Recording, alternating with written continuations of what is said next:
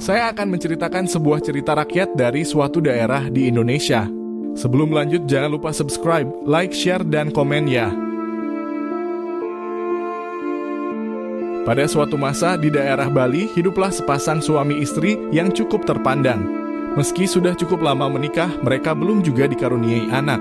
Suami istri itu terus berdoa kepada Sang Hyang Widiwasa agar dikaruniai anak. Setiap hari mereka pergi ke pura untuk berdoa. Setelah sekian lama, doa mereka terjawab. Sang istri pun mengandung.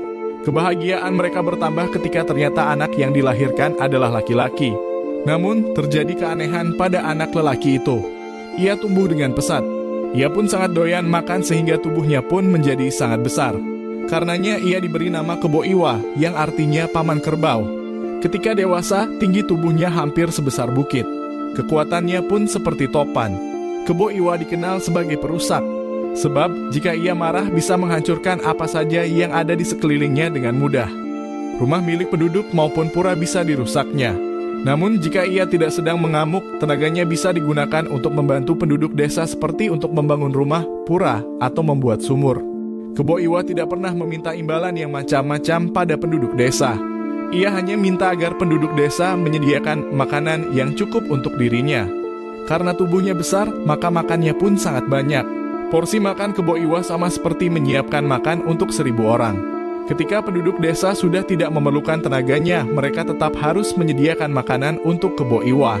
Sebab jika ia marah, maka celakalah seluruh penduduk desa. Tibalah musim kemarau. Semua lumbung padi milik penduduk mulai kosong.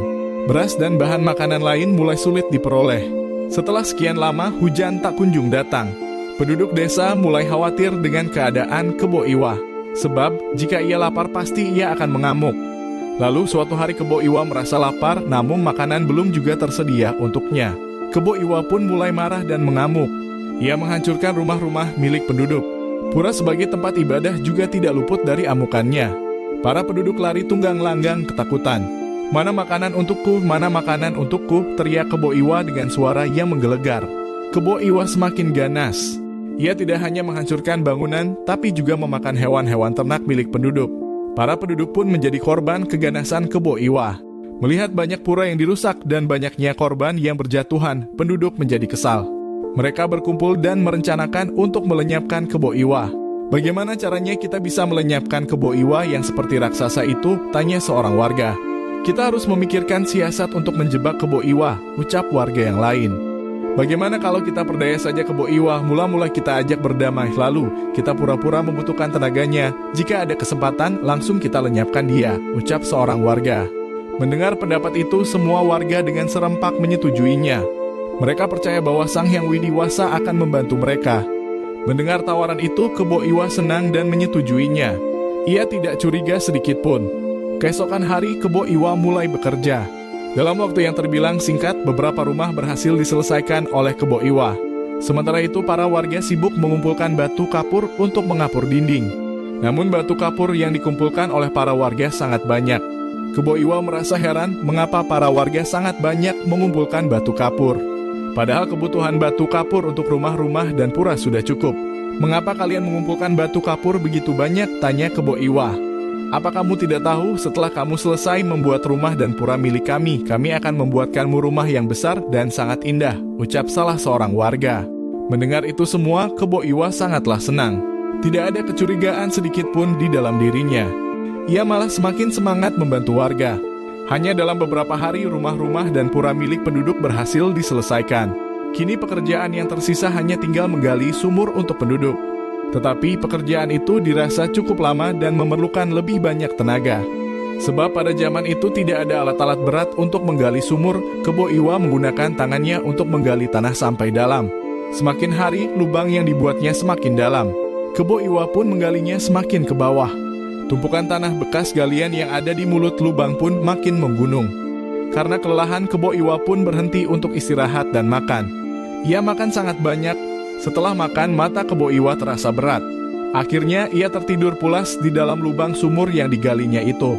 Dengkuran Kebo Iwa saat tidur terdengar keras sehingga membuat penduduk tahu bahwa ia sedang tertidur lelap.